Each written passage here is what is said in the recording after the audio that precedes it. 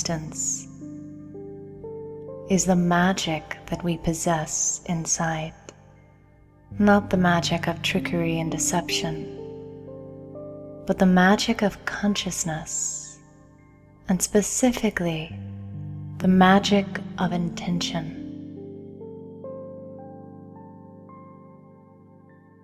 There was a scientific study done in which several groups were asked to set the intention that a plant in a remote location in a completely different state grow at a faster pace. The scientific results showed that the plant not only grew, but with some of the groups, their plant grew twice as quickly. This power of intention can work on matter, and it can also work on souls. This meditation will hold the intention to send peace to souls of the world. Take a deep breath and relax. Imagine yourself high up on a mountain, distant and far away from your worries and cares, and let the silence of this mountain sky absorb you.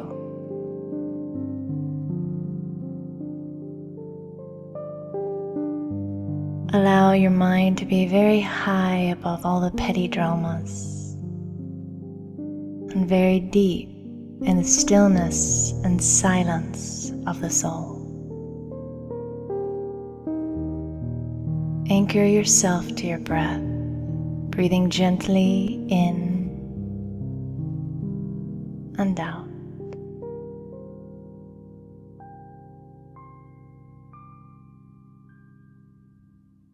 Letting the silence of this beautiful space wash over your mind and take you to deeper and deeper places of quietude inside. And as you tap into the power of your own silent mind, imagine that in front of you there is a beautiful light pouring over all souls of the planet, like a waterfall of light. And hold the intention that this waterfall of light, this cascade of peace, touches every mind, every heart, every country, and every corner of the universe. See this light cascading onto souls, and feel this light as you hold the intention that all souls be touched by this warm, benevolent, loving light of healing peace.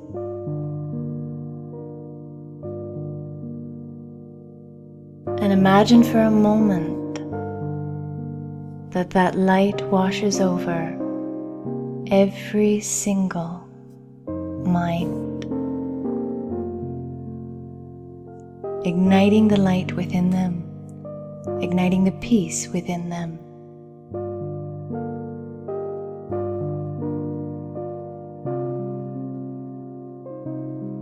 Filling them up so deeply that all souls of the planet begin to glow from the inside with their own light energy, spiritual energy. Continue to hold this intention that this peace pour over every soul.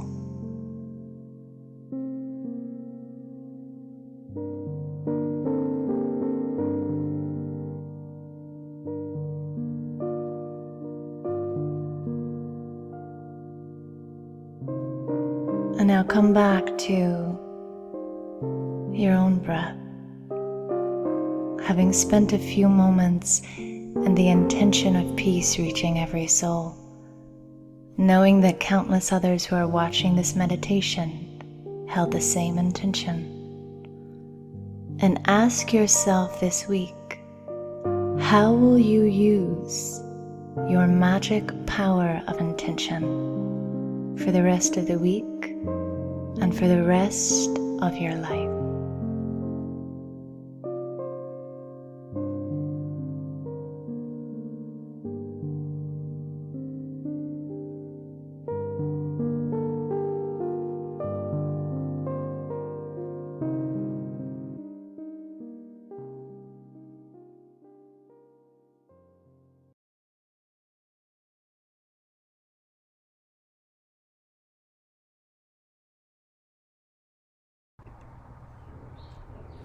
So there's a lot of power in our intentions, and I think in some ways, today being day 2, we're going to explore a little deeper in terms of the insights we have gained, and really looking at it in terms of what supports us in our journey, and what do I need to cultivate further in myself to support me.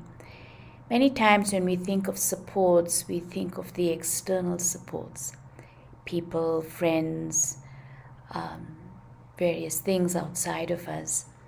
But we have a rich inner resource, and it's really about learning to activate and tap into that internal resource. Many times we are carried, but we don't always recognize what is carrying us through in that moment. And in being able to recognize that, it affirms us. And not only that, but we also feel in a way a kind of a strength that is within us that does show itself up. And so before I move into the theme for today, I'd just like to touch base on our reflection from yesterday. So if any of you would like to share how it went for you, as we were reflecting yesterday, we first started off seeing what was being stirred in me at the beginning of the year, and then we reflected at our year. And was there any kind of connection that you felt? Was there any insight that you drew from yesterday? So just going to invite you if anybody would like to share before we move on.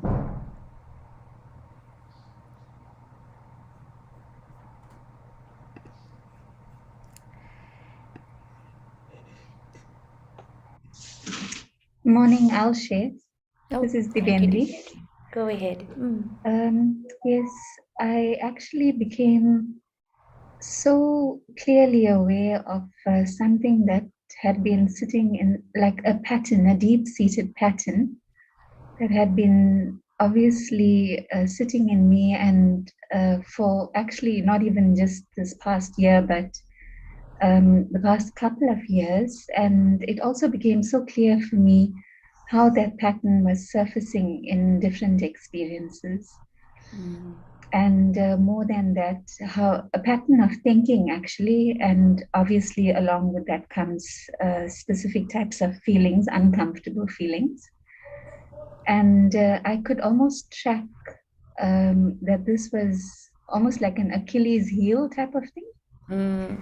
And by the evening, when I did meditation, it also very naturally and gently, I became aware of the antidote, which was nice, and I must say that even when I was almost introduced to this undiscovered part of myself earlier in the day, there was no resistance or discomfort or uncomfortable feelings. I was actually grateful to have had the opportunity to now clearly see what the seed is, because once I can see it, then definitely it can, gently be removed. And so the evening concluded with me finding a very simple, practical, and natural antidote. So I do feel like yesterday's whole session was quite a release. Thank you. Thank you, Devendri. I think one of the things that you're sharing is so invaluable is that when we do discover patterns in ourselves that we know are not healthy for us, it's so important that we don't feel bad about it, or we don't feel guilty about it, or we don't feel in any way less because of it. But just to really embrace it with compassion, with love, and to know that it was a pattern that I created as a way of surviving. Whatever was my story up until now, it was a pattern I created so that I could have a way of coping with things, but recognizing that it doesn't serve me anymore. And so it's okay to let go. It's like almost when you're riding a bicycle and you first have those additional wheels put on either side to help you balance, and when you learn how to balance on your two-wheeler, then those additional wheels are not needed anymore, and it becomes a hindrance rather than a support. So I think it's important to look at ourselves in that way as well, and not to feel in any way less than when we do discover patterns that don't serve us anymore. Yeah. Anyone else would like to share? Or you could even put it in the chat if you don't want to unmute. Yeah.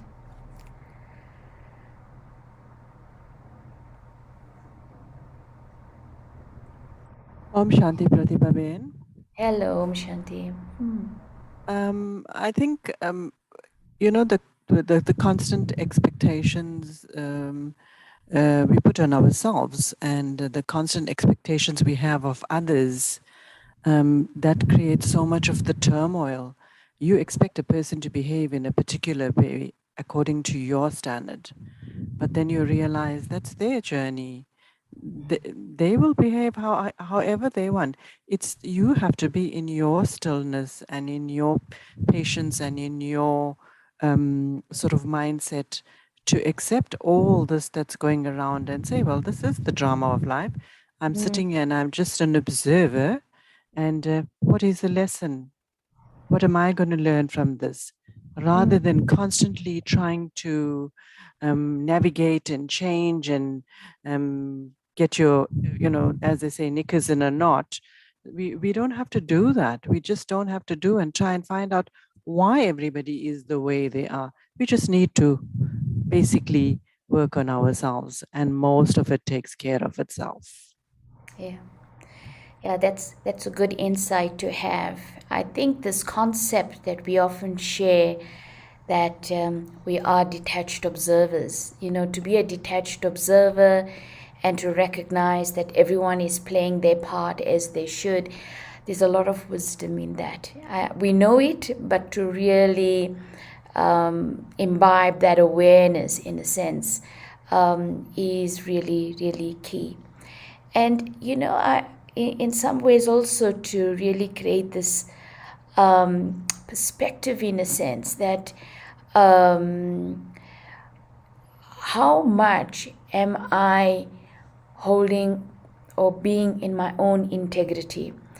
What I find is that so often we get into judgments because it's a way of distracting us from our own inconsistencies or our own hypocrisy sometimes as well. And it's not always easy to see that, but I think it's a very important element that when I see myself getting into that cycle of judgment and getting into overthinking about what someone does or doesn't do, etc., it's a good moment to ask, well, how true and authentic am I really being? And how much am I trying to feed my ego by actually, getting caught up into this judgment of others or of a situation? So that is an important question to always ask, like, how true am I being? How authentic am I being? How honest am I being to myself in this moment? And how committed am I being to what I feel are my deeper values? So, the lens always comes back to the self. But when it comes back to the self, it's also to know that the more I align with myself, the more free I am going to be. The more my mental space is going to have, a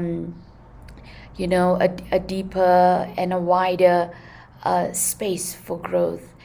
So thank you for that.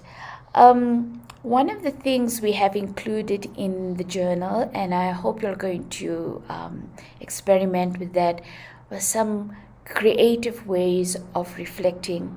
So yesterday we had the mandala, and we invited you to download and color the mandala. And today as well, our exercise is going to be where we're going to look at,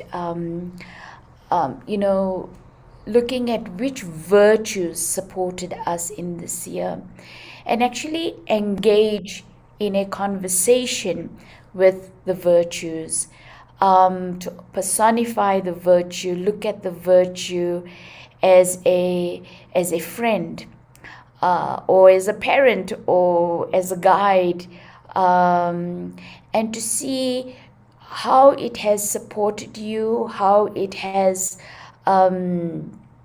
guided you, and to come to a point of reflecting, okay, as I'm looking at this, what matters most right now.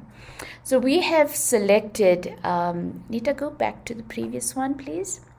We have selected 6 virtues, which we thought may be relevant: patience, courage, hope, kindness, acceptance, gratitude. So you could select one of them, select 2 of them, or otherwise it may be that another virtue played a significant role for yourself in this last year. And so you could even choose one of those. And so we're looking at it at 3 levels. So how do you, when you look at these virtues, if these virtues were personified, can you see how they have been significant for you? What role they played for you in this last year, and maybe even beyond that? Imagine for a moment that the virtues you chose have been your silent companions. How have their presence supported you? So just really reflect, when you look at, again, last year, the events last year, what happened for you internally, look at how this virtue supported you, and how you gave expression to it. It could be sometimes in a very subtle way in my attitude, and that how that created a lens, a perspective for you. And then engage in a conversation with your virtue, what matters most now. And what we are encouraging you to do today, we have a few recommendations, that when you're having this conversation with your virtue, we're going to encourage you to use a creative approach.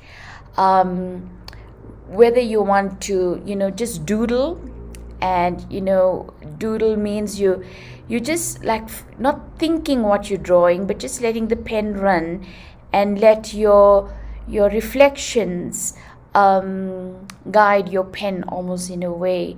So you could use doodling, or you could use a word cloud. And there's a lovely online site called wordscloud.com, and you could just write a paragraph and then put it in that word cloud and see what comes up as the main words. And don't be afraid to repeat the words, because what it begins to show is what is playing out for you in your heart in a deeper way. Or use a mind map. And why we're suggesting a creative approach to this reflection is because, when we have a certain pattern, the physical pattern is very closely associated with the mental pattern. So, when I tend to write in a way, what tends to happen is that I tend to think in a similar way. So many of you may have had the experience on Tuesday evening when Devendra invited us to write with our non-dominant hand and write in a spiral. And so suddenly what happens is, because we become so focused in engaging in this creative approach, it's like our usual pattern of thinking doesn't kick in. And in many ways, our old ego doesn't creep in, how it has really dominated our perspectives. So I find a creative approach, a creative method, helps you to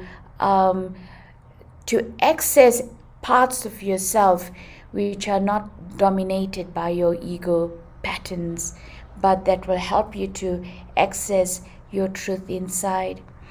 I came across a very amazing talk some months back, and the person was just sharing the connection between movement, for example, and our thinking and emotions as well.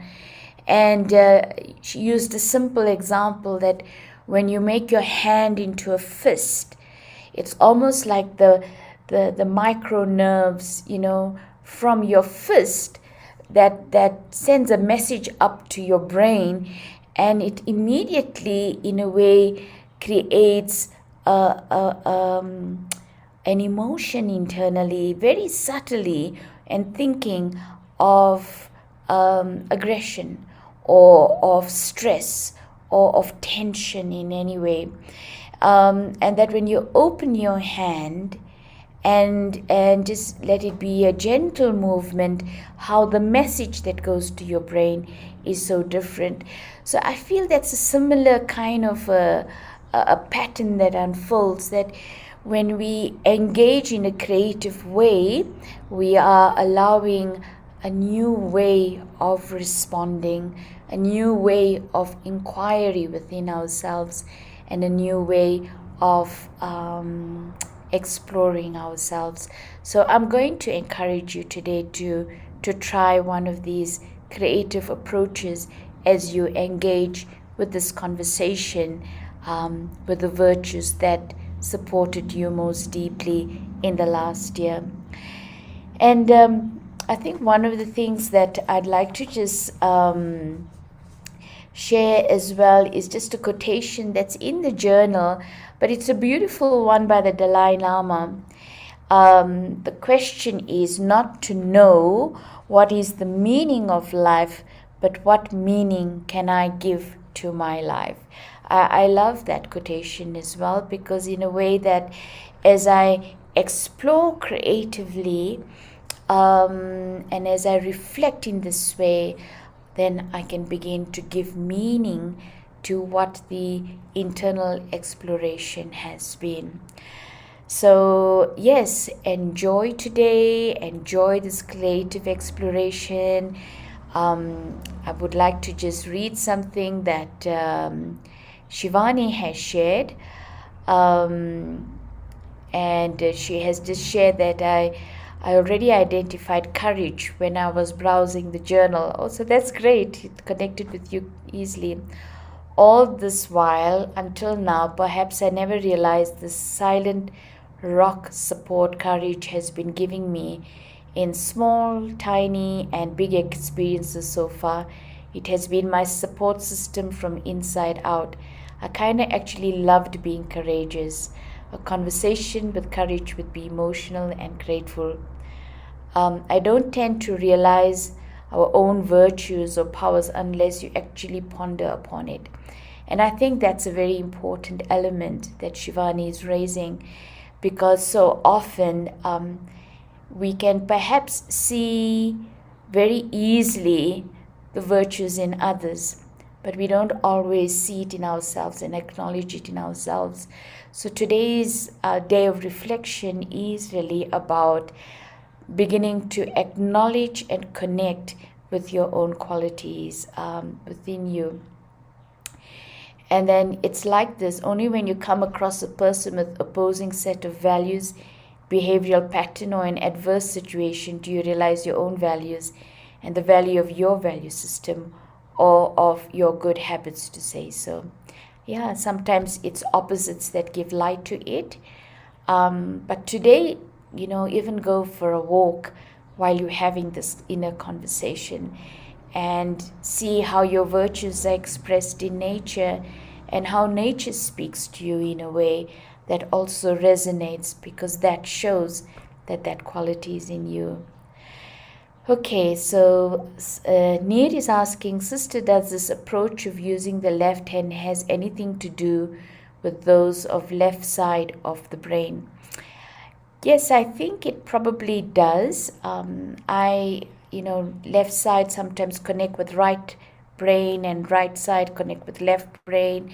But I think what it is that what is less dominant would access that part of your brain which you use less in a way. Some of us tend to be more logical and coming from right brain in a way more. And so this gives us an opportunity when we use our less dominant hand to use that part of our brain that we don't always access. So the creative, the emotional side of ourselves as well. So I think it's really about giving myself the opportunity to explore the less dominant side of myself, and to engage in a reflection through that process, because that gives me opportunity to access other aspects of myself. Okay, great. All right, so are there any other further questions or inputs anyone would like to offer before we close off this morning? So yeah, today enjoy your conversation with your virtues. Okay, good.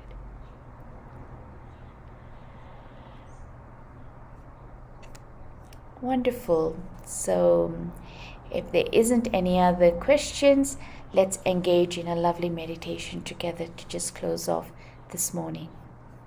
Right.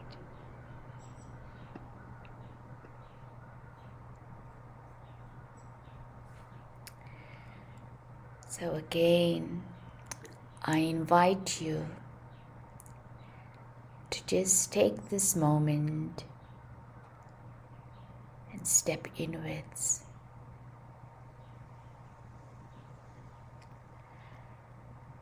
To really remember, as the Buddha had told us, we are shaped by our thoughts. We become what we think. When the mind is pure, joy follows like a shadow that never leaves. And so what I choose to think of, what I choose to engage my mind with,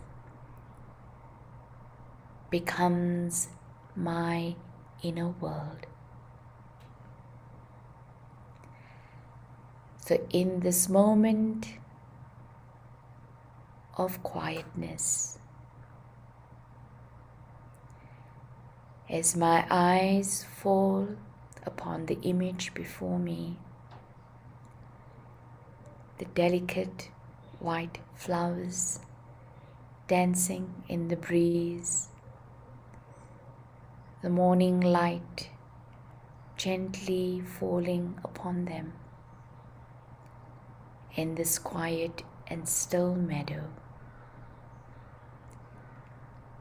I invite myself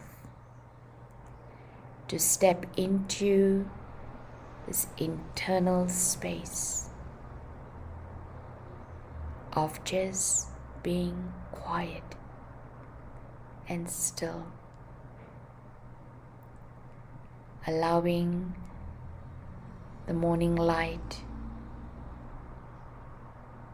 to create warmth and offer me new insight. Feeling the gentle breeze and just allowing my mind to dance today, to dance in engaging, reflecting, playing with the inner qualities and virtues that have so beautifully, gently, silently decorated my inner world. Like these gentle little flowers dancing in the morning breeze, I know and I feel that sense in my heart that within there are these jewels that have sparkled and shown light and brought beauty to my every moment. Know that when I connect with the beauty in my heart, it becomes the lens through which I look at the world. And out of that beauty then flows a natural joy, a joy that follows me, that is with me, that I don't have to strive for, but that naturally emerges. So just come back to holding this awareness, I, the eternal being, I, the being who is gifted with divine treasures, and let me acknowledge them and let me dance with them today in my mind and in my heart, and feel the sweetness of these treasures.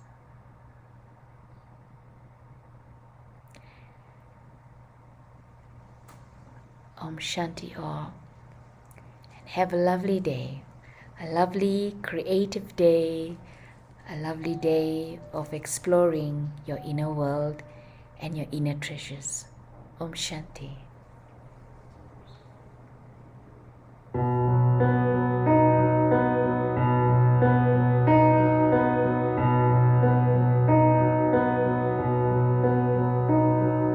Put your hand on your heart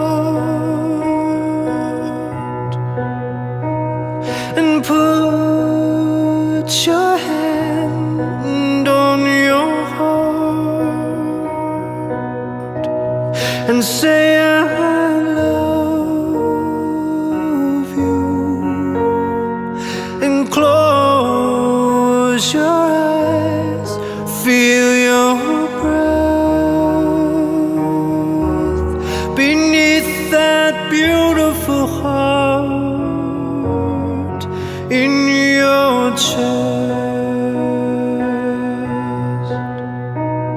and look inside of your soul. There is a love coming to life. I see your love as one love.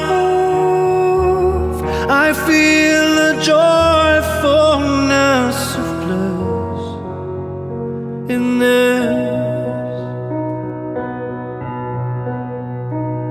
And can you see your waterfall? And your heart is leading to it all. Your stream, how it flows, it glistens as it goes. And shine your light, and shine your heart. Shine your light, and shine your heart. You are a radiant starlight, and raise your light,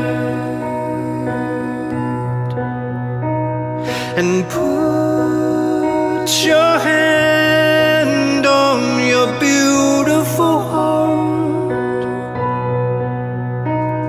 and put your hand on your beautiful heart, and say I love you, I love you, and close your eyes, feel your breath beneath that beautiful heart. Yes, there's a beautiful heart in your chest.